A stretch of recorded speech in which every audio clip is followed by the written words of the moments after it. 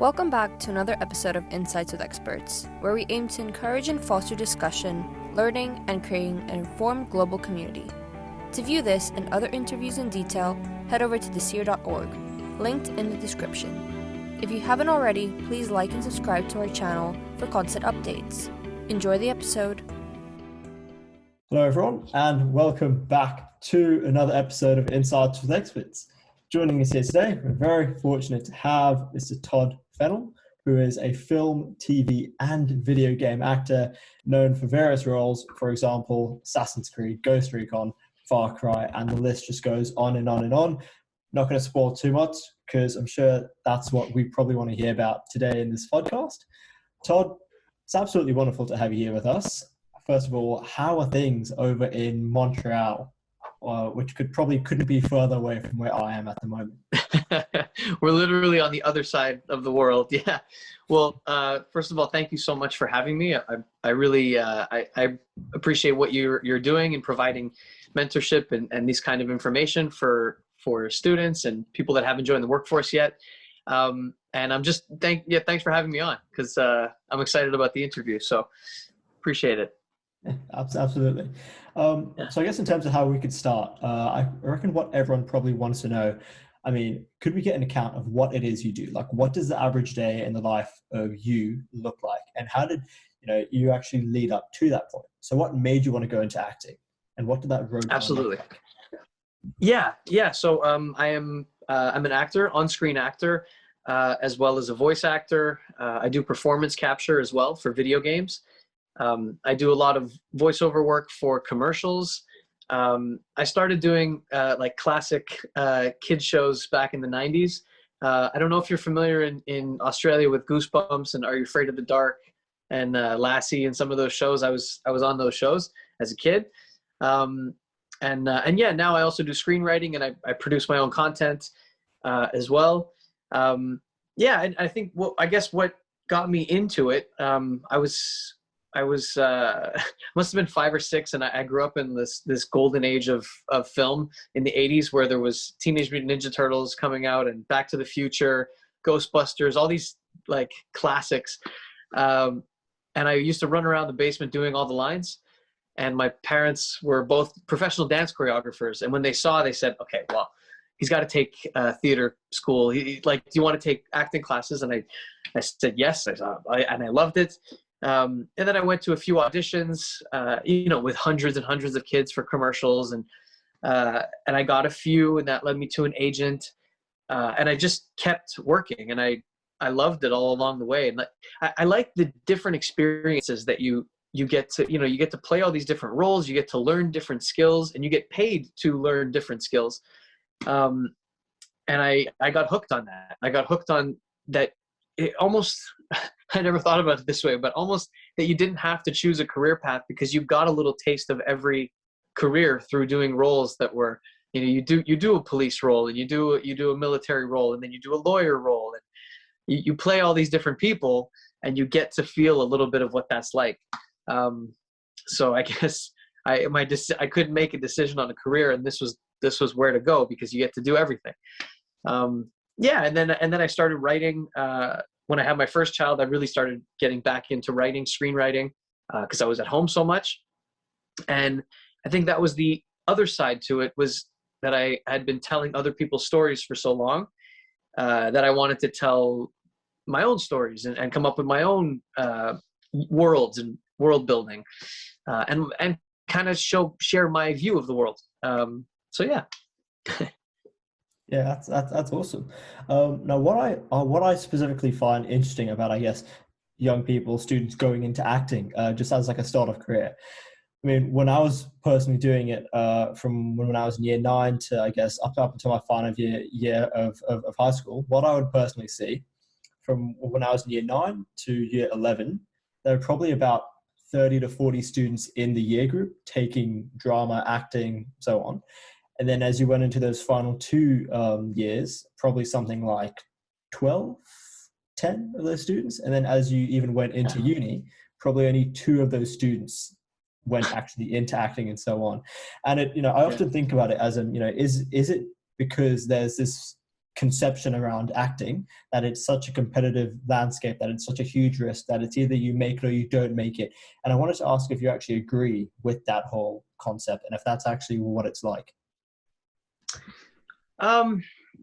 Yeah, I do see it as highly competitive. It is highly competitive, but there's a lot of support too. Like, actors are emotional people, a lot of us, and there's a lot of support within the community. I do see it as a risk. It is a big risk to follow something like that, to follow a career in acting or writing or anything in the entertainment industry. But you don't have to go all in at once. Some people, they'll keep their day job and work on a script, or they'll start performing, and then it can be kind of an organic transition. As they get more contracts, they can drop, take less hours at work. And but yeah, it is highly competitive, but there's also so much work out there if you kind of keep your eyes open. It's easy to, because we face so much rejection as actors, we audition so much, and most of them we don't get. Even the good actors that book most things, they don't get a lot of the things they go in for. So that can create kind of a scarcity mentality where you start thinking, oh, well, there's not that much work out there, and I have to be careful, and I should say yes to everything that comes along. When in reality, there's a global entertainment business. There's more content being produced than ever before. And it's just about kind of being resourceful and trying to figure out where to go and who to talk to. I think there's too many actors that just wait for a call from their agent. They just kind of, they maybe take a class and then they wait for the call from their agent to get an audition, where you should be actively looking for work and or creating your own work. If it's not that, like, work on something that that was a game changer for me, because I had like more of a sense of control, because in the downtime where I didn't have auditions and the work wasn't pouring in, well, that was a win-win for me, because now I could focus on my script that I wanted to write. And when the work would come in, I would just take a break from that, go back, make some money, and then, oh, there's this. And then you start getting excited about the slow times as well. You're like, well, great, it's an opportunity for me to work on my stuff, as opposed to just waiting for someone else to. And I think that holds true in a lot of other businesses as well. If you're an entrepreneur, it's the same thing. You can't just wait for that one contract. You want to have many plates spinning, and plant a lot of seeds to see. And you never know which connection or which project may take off and may like lead you to meet the next person. So I feel like I'm kind of rambling, but I think it's also important to not think you have it all planned out and have decide on this exact plan and that's exactly how it's going to work, because the entertainment industry is so circuitous and things change so quickly. Even when we look at the acquisitions of different companies, like Amazon bought MGM, and Disney's recent merger, I think, with Discovery, like, even within the top tier of the industry, there's so much change. So you can't really know where your hard work is going to pay off, but it will, and it does, if it's something that is that you're passionate about. So yeah, and with that first line that you said, it makes me think of this quote. It's that a man who does more than he is paid for will soon get paid for more than he actually does. So it's kind of that whole thing around, all right, how much extra work are you putting in? What are you doing with your downtime, as opposed to watching Netflix or something like that? Yeah. At the end of the day, I could probably find you on Netflix or something, because it's an acting channel. But yeah, which we get the excuse, we're allowed. We can say, well, I'm researching. I'm doing research. That's actually, yeah, wow, that's very interesting. So on that last point that you made, you talk about the whole uncertainty of the entire acting space and so on. Has that ever gotten to you in any way? Have you ever felt intimidated by that? And I guess, like, how do you keep cool in that kind of atmosphere? For sure. It has gotten to me, and it still gets to me sometimes.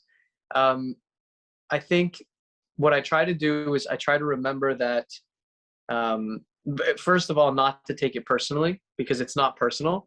If there is rejection and there is downtime, it's that you weren't right for that project. And but also to recognize that our brains are wired to focus on the negative. Like, it's just, that's our default setting out of the gate. Because, you know, we need to focus on things that could harm us or things that could, so we're kind of wired that way. So to be aware that for every negative for every 100 comments and 100 jobs that you'll get, and like positive reinforcement that you'll receive in the industry, you'll get 1 or 2 losses or tough, you know, critics. But you will instinctively focus on that, even though the majority of what's coming at you is positive. You'll zero in instinctively, and it's to try to be aware of that fact and to remind myself consciously to just say, you know, that was a loss, yes, but focus on your wins. You have so many wins, and focus on how you can expand on those wins. And that's easier said than done, obviously, because but I'm very I like to try to be analytical about it and realize that that's what the science coming out from psychology and from neuroscience is, that we are wired that way. So just that awareness to know that we're wired to focus on that negative helps you to say, okay, I acknowledge that's me, that's my primitive brain that's focusing on that. I choose to focus on the wins and be optimistic. Yeah, and I think, you know, as you were saying earlier, it's a model that you can apply to probably many other industries, especially as the one I probably know the best, entrepreneurship. You know, there's a reason they say 90% of all startups fail. And even if that stat holds true, I mean, you know, you should have more than 9 arrows in your arsenal. And at the end of the day, it's just stats. If the first one misses, shoot the next one until you actually hit the target, so on. So it's kind of that same model that you can apply to every industry here and there. In terms of, I guess, what I wanted to talk about next, I wanted to go back to, I guess, that whole career of acting and so on, but from a more student perspective. Now, as I said, there's this big drop of students as they take acting in high school, then they take it in maybe their last years of high schools, and then they probably don't visit it again. I guess, what merit would you see in at least someone taking on acting, in someone being in a play, in someone learning those specific skills, maybe at one point in their life? How will those skills help them in other areas when they go off into other areas of the world? That's a great question. Yeah, I think I'm sure in the entrepreneur space and in the business space, there's been a lot of talk recently about emotional intelligence and emotional maturity, and how that affects business leaders and how that affects your productivity and just every interaction you have. So I think acting is it's kind of like a study in psychology, and it does help develop that emotional intelligence, so that you can empathize with your coworkers or your business partners, and you can understand where they're coming from. You can get better at listening, and then just practical skills like a presentation or public speaking. You can develop those skills to be much more comfortable, where that's not a hurdle. That's not something you're dreading to pitch your new idea. You're looking forward to it. You know how to do it practically. So yeah, and it's good for your soul. It's just good. It's fun. It's like learning to play the piano or doing a sport that just feeds you. If it's something that feeds you, there's no quantifiable number you can put on how that helps you in your life. It's exponential how it can help. And I just wanted to go back to our other question too, with rejection and how to handle the negativity. As an actor, because I think it's so important to say, entrepreneurs and actors share. I have a lot of friends who are entrepreneurs as well. Because when you're creating something at the beginning, it's so sensitive. It's like almost like it's your baby and you want to protect it until it's ready to be presented to the world. And so when you're coming up with an idea or you're starting a new career path, it is very important to surround yourself with people that at the very least don't shoot it down, but ideally are supportive. Because a lot of times when people see someone doing something that they wish they had done or that they maybe wanted to try and didn't do, they will consciously or subconsciously try to sabotage that. And it's very important to be aware of that, because it is so difficult already to face that negativity. It's so important to, if there's someone in your life like that, to kind of gain some distance until your thing is ready, and then you present it to the world, your business or your project, your script, whatever it is. Like, just protect it at the very beginning. Your dream has to be protected. There's a quote that says, there's a reason why a public bus has 24 seats and a Lamborghini only has 2 seats, because it's lonely at the top. I mean, like, we could probably have a whole other podcast just talking about that concept on its own. But I wanted to move forward in terms of probably the last question from myself. And, we talk about acting as this whole thing where, it has multiple meanings behind it. It's going to help you in various areas.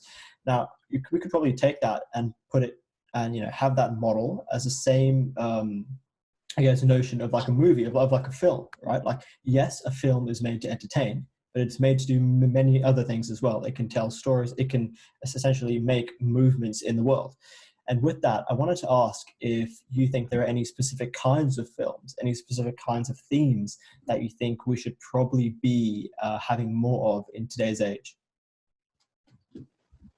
Yeah, well, I think there was a lot of dystopic pictures and movies and TV shows for a while. There was like 10 years of, we just wanted to see what would it be like when the world ends? What's the worst case scenario? What's the, prepare ourselves for all these terrible situations.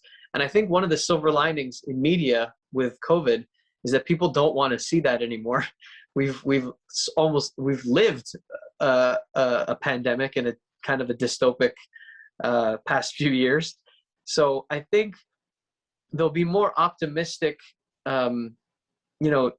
visions of what the world could be if we get on board together and we kind of get our SHIT together, if we move forward. So I liked things like Star Trek back in the day, where it was a vision of, okay, how could we eventually be?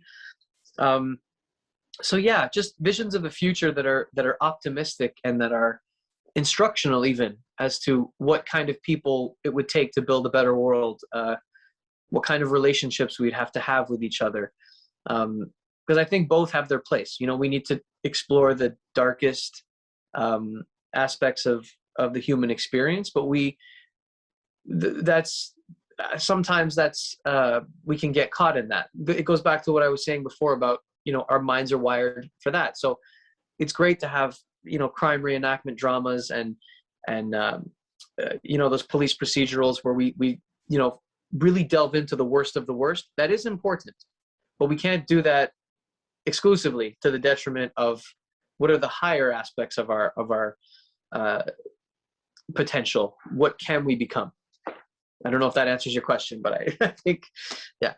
How do you feel that the film industry will be affected as a result of the coronavirus pandemic? Hope you're enjoying the episode so far. To learn more about Orakui, as well as more information about our upcoming episodes, don't forget to follow our socials for constant updates and education content. Links are always in the description. We're seeing a lot of changes, with theaters and what's happening with theaters. I'm an actor and a movie buff, so I still love going to the theater. But you see, even in the demand, I read a special report in Variety the other day that says that the demand for the theater experience is on the decline as well, across all age groups, old and young. So I was surprised when I saw the 45 to 60, and the 60 and up is also on the decline for wanting to go see a film in theaters. So I think that's going to be a big shift. Maybe movies will be more event-based, like it'll be a huge event, and a shorter time window. But again, who knows? However, I do think streaming needs to be fixed as far as everyone is compensated, everyone along the way, from the actors to the writers to the directors to the crew to everyone involved. Because as it stands now, the unions and the contracts are still catching up. So there's like an upfront that's paid to the filmmakers, but there's no percent like there was with percentage of box office. There is none of that with streaming. So you could essentially do the most watched movie in the world globally and not receive any compensation for that. You'd be paid a flat fee, whether or not the movie does well or not.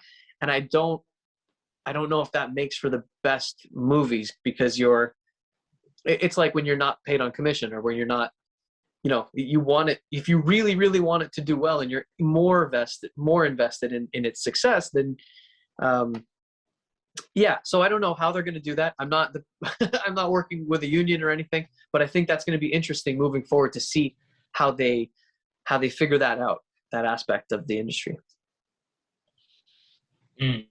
I think, it's a real shame the way in which you point it out. I think the idea of going to the cinema, or now sitting at home and downloading or streaming your films, through the likes of Amazon Prime, through Netflix, it's just a completely different dynamic. It's difficult to describe, because going out to the cinema, it's meant to be an event, it's meant to be special. You're going out to watch a brand new movie that's been released, but home, and you can just click on you can just watch any film from anywhere.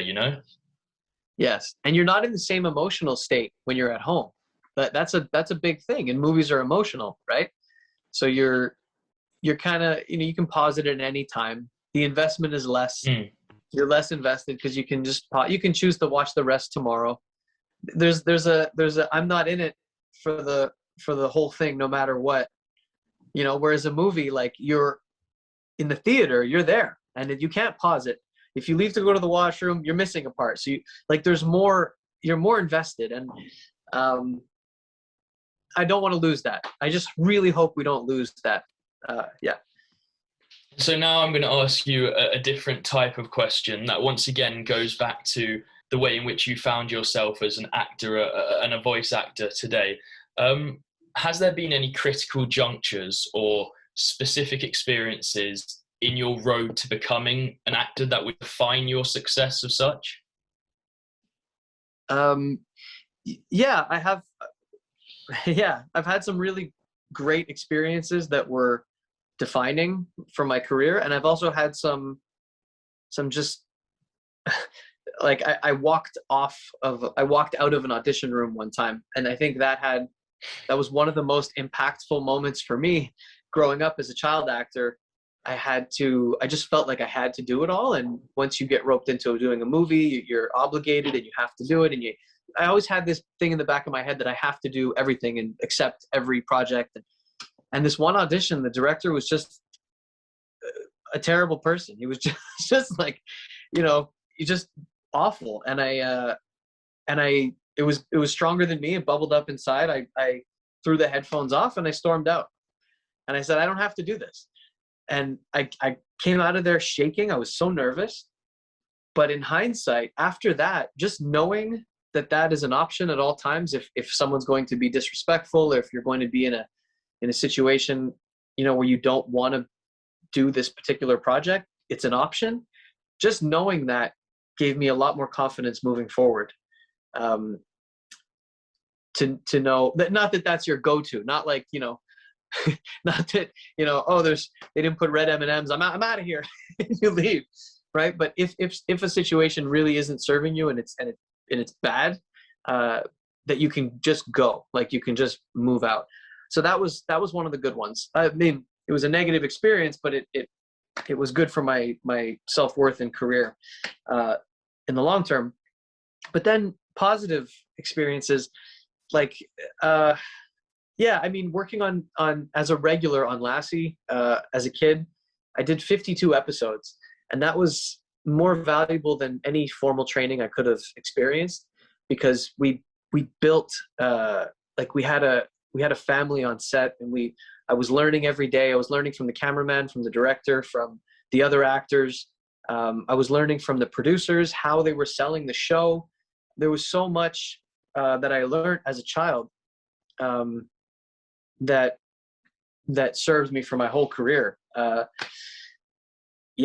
And I guess another one was I pitched the show to a major network, to Adult Swim. It was a cartoon, and it was well received. The president of the network commented on it.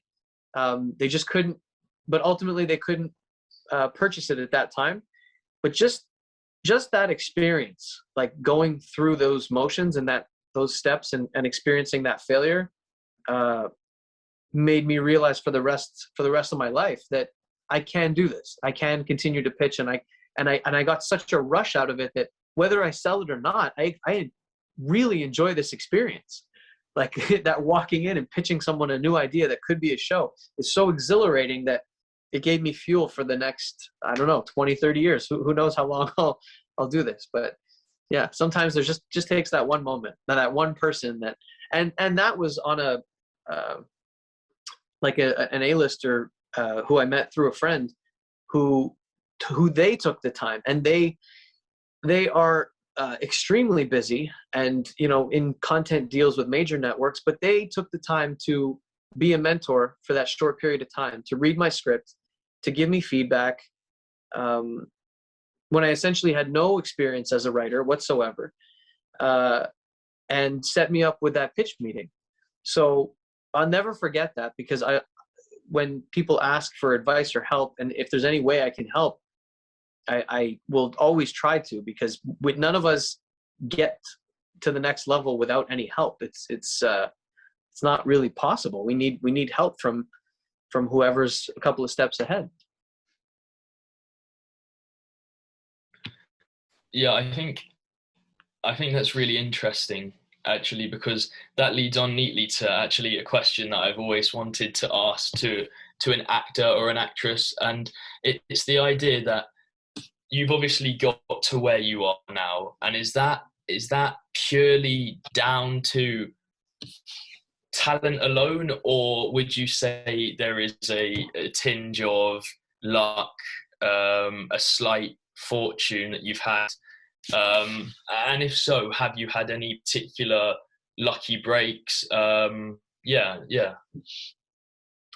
Well, I mean, the luck pendulum swings both ways, and the longer you're in the business, the more you experience both ups and downs. So I have had very unlucky streaks. Like I was in a TV series that got a mini series that was going to have 100 million viewers, and it got downgraded to another network. It had barely 3 or 4, and it just kind of got brushed aside. And I've been in some video games that also didn't they had originally a contract for something, and it ended up being much less. And so yeah, like that. But the longer you're in there, inevitably, you experience these wins as well. Like this game that I was in recently is Kenna Bridge of Spirits.